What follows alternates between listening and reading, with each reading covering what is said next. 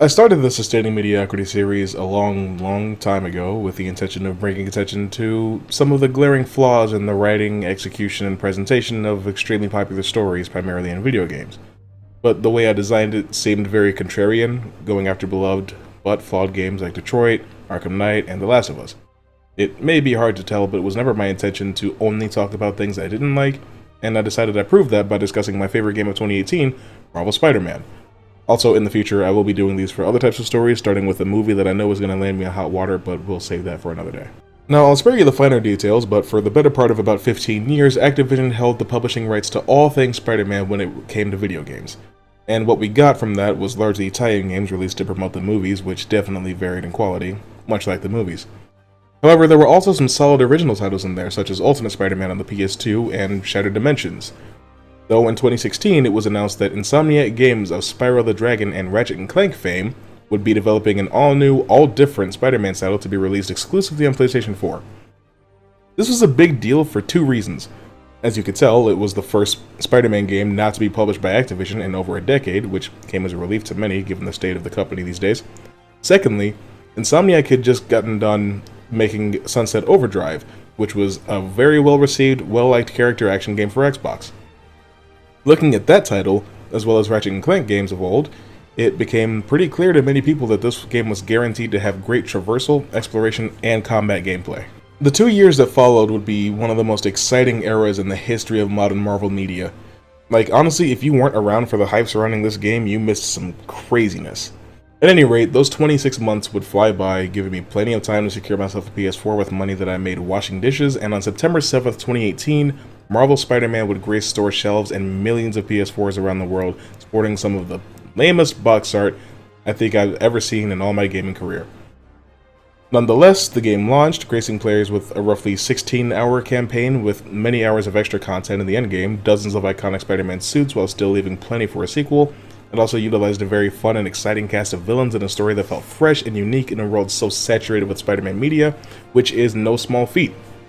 The game came loaded with Easter eggs for more well-versed Marvel fans, as well as a presentation that was perfectly accessible and viable for newcomers who were just interested in the idea of a Spider-Man game that Xbox players couldn't have. This game, on the surface at least, had it all. Now, I want to try something different this time. I want to break the game into two sections, being the story and the gameplay, and I'll expand on my thoughts regarding those two aspects twice as I cover what I feel the game did well and what it did not so well, with a bonus category at the end of my critique of the main game. I may have just spoiled what that last section is going to be, that's my bad, but let's go ahead and get started. The basic plot of this game is that we start with a veteran 23-year-old Peter Parker making the arrest of his career in the form of Wilson Fisk, also known as the Kingpin. This seems like a major victory on the surface, but what it really does is create a power vacuum, which is then filled by Mr. Negative and his inner demons. The shocking element here is that Mr. Negative is secretly Martin Lee, the founder and operator of the feast shelter that Aunt May works at, who is a friend to both May and Peter. Meanwhile, Peter is working with Dr. Otto Octavius to develop a next-generation prosthetic limb system for amputees operated by a neural link. I'm sure you can see where that's going. Tensions of course are to rise as both of these men have an axe to grind against the mayor, Norman Osborn, coming to a head at about the midpoint of the game, shifting the story to the Sinister Six escaping prison and taking over the city. This places Peter on the back foot, making victory look like a hopeless outcome, but of course, good always prevails. Along the way, MJ comes back into Peter's life. You meet Miles Morales after helping his father, Jefferson Davis, make a historic arrest of his own. Silver Sable also gets involved in trying to take down Lee, becoming an enemy of Peter's and then becomes a friend, which is nice. And now that we've gone through all of that, allow me to highlight the elements of the story that I think are done really well. First off, Captain Yuri Watanabe. She's basically Peter's Commissioner Gordon in this game, and as far as I understand, some of the comics that were relatively recent at this time of development, which is also enjoyable. Sometimes it can feel as though a really interesting or fun comic that you're reading is going to take years or even decades to get adapted, so it's nice when that sort of feeling gets subverted. She's also just a really good friend to Spider-Man over the course of the story, and serves as our ground-level look as to what's going on in the city that we're swinging above at any moment. Considering that everyone seems to have Spider-Man's phone number, hers is always a very refreshing voice to hear, especially with the conversations that they have. It seems like they've known each other for a very long time. Another thing I really enjoy is Peter's characterization. I love the confidence and wittiness that he has when he was wearing the suit, the legitimate displays of intelligence that we get from him, the level of care and concern that he has for May, his awkwardness trying to have real conversations with MJ, the perpetual money problems that he has, and the hurt that he feels when he's betrayed not just once, but twice by men he respected and looked up to.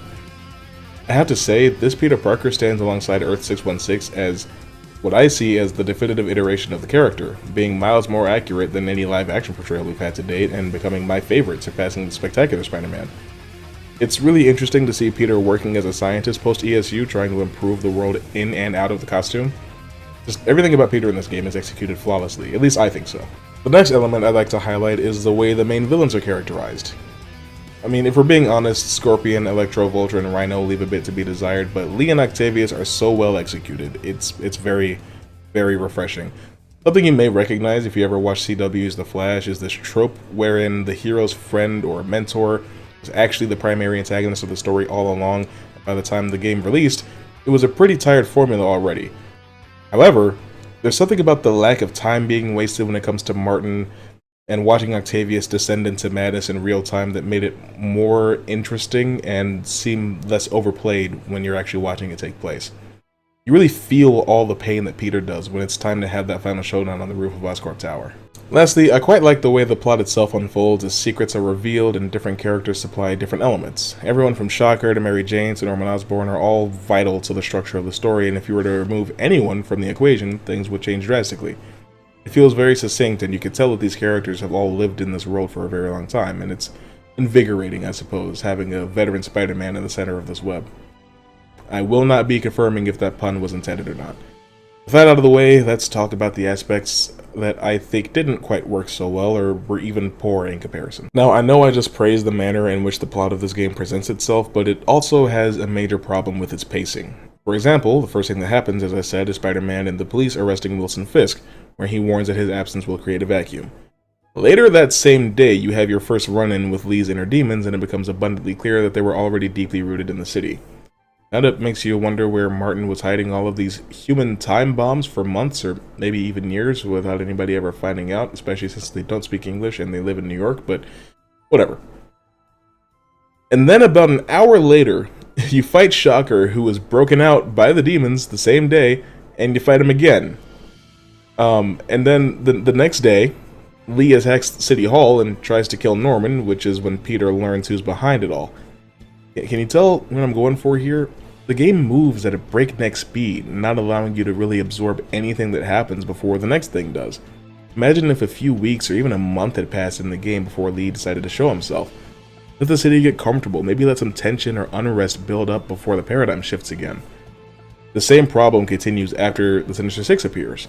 You fight Vulture and Electro like a day before you fight Scorpion and Rhino, and in that time you don't really get to see them doing anything in the city outside of when you get stung by Mac in that weird stealth mission with Miles. Well, we'll get there.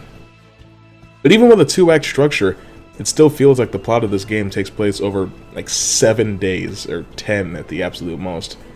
But I doubt it. Perhaps the most blatant example of this expedited story is Dr. Octavius.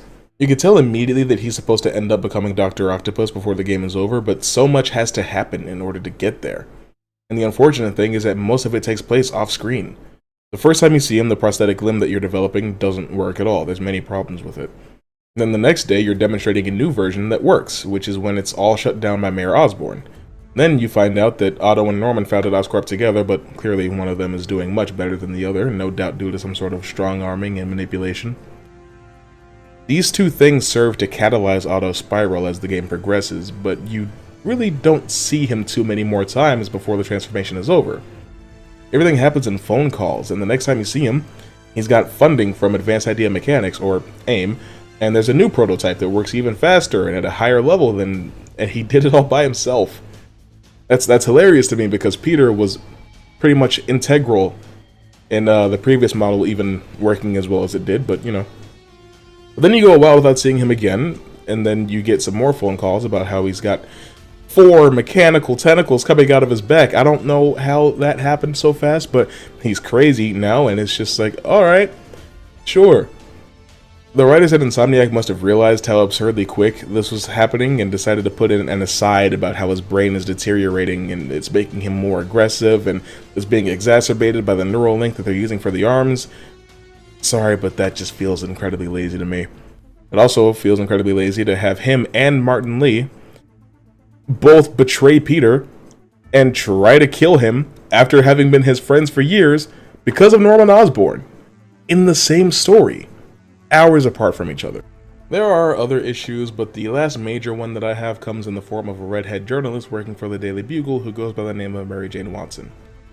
This is a bit troubled of a character when it comes to Spider-Man adaptations, but this time it has a lot to do with her attitude and her actions. Supposedly, she and Peter broke up because she was annoyed with him basically being a helicopter parent, but then she lied to him about why they broke up, so that's cool, I guess. But you kind of have to feel justified in his actions when MJ kind of just keeps sneaking into places and nearly getting herself killed because there's people that are highly dangerous and they're trained and they're armed. She's a mere mortal. You know, this isn't Felicia Hardy we're talking about, or Mockingbird, or Captain Marvel, or Silk, or somebody with powers that he's been involved with before. Even Silver Sable has mercenary training and she can defend herself. If MJ were to get caught in these situations, she would have died. Of course, he's not going to want her to do these things and go to these places, and then she feigns ignorance to her own mortality and just yells at him for acting like a superhero, and it frustrates me beyond belief. This is the kind of writing that makes me prefer almost any other love interest for him. If we're being honest, this is something that happens a lot in comic book adaptations. You see it in Felicity Smoke, Amber Bennett, Iris West, and so on. There exists such a strong desire to not write these women to be damsels in distress that they become just as bad, but on the opposite side of the spectrum. She's made to be such an independent and strong woman that even if there's a 40 in her face, she doesn't need rescuing. But they can't even do that correctly because on 4 separate occasions in the game, she does get herself into situations that she cannot get herself out of without intervention from Spider-Man. 4 years out from release, I still don't get it. Now that all of that's out of the way, it's time to be positive again and talk about the gameplay that we have on display, starting with the swinging.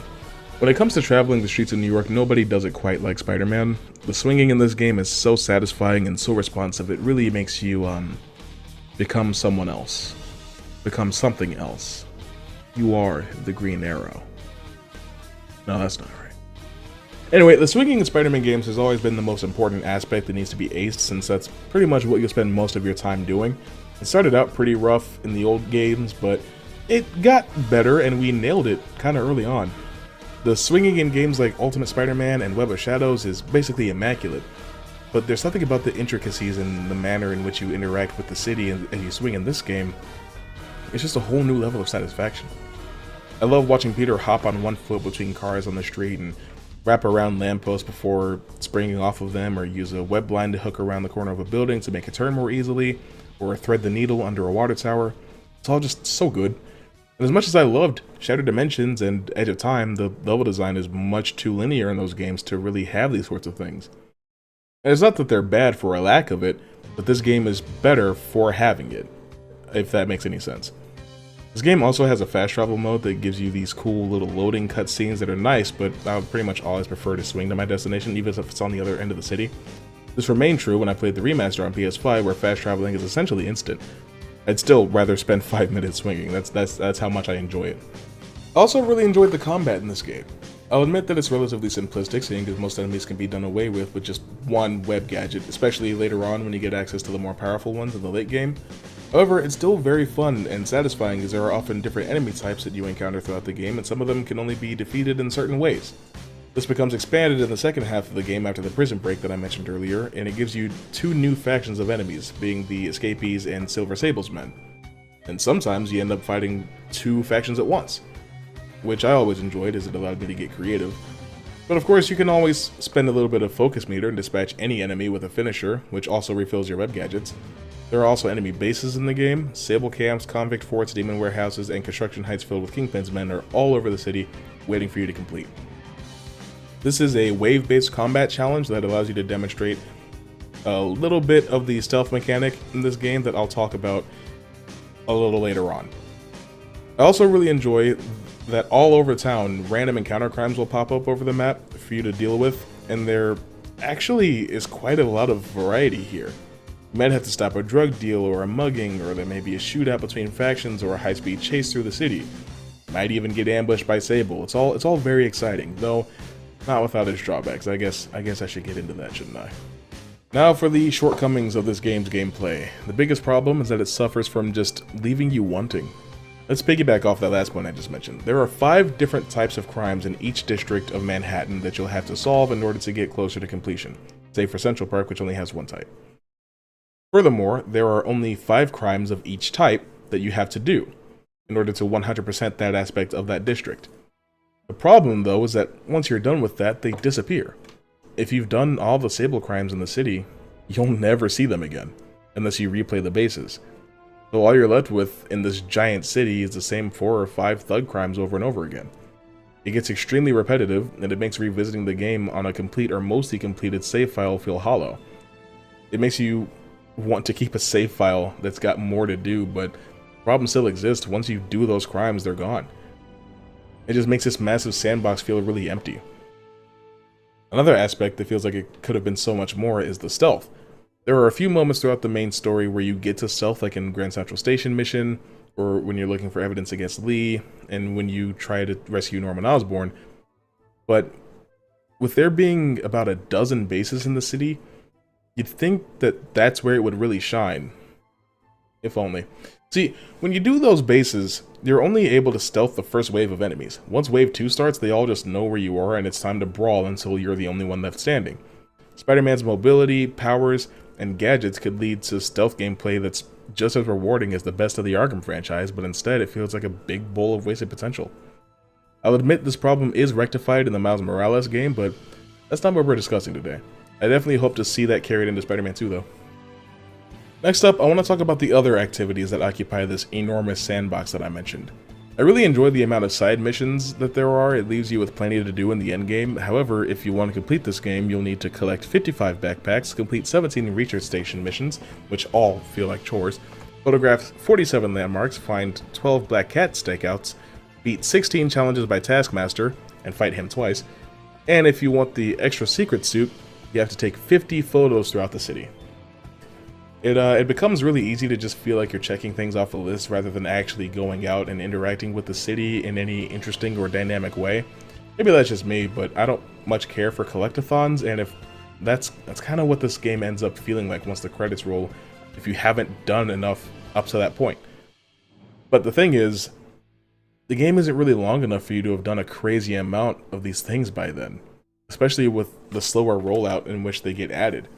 So no matter what, you're going to be grinding these erroneous tasks, be it before you fight Octavius or after. Also, on that topic, this is something I couldn't really figure out where to put, but I think that the bosses in this game need health bars.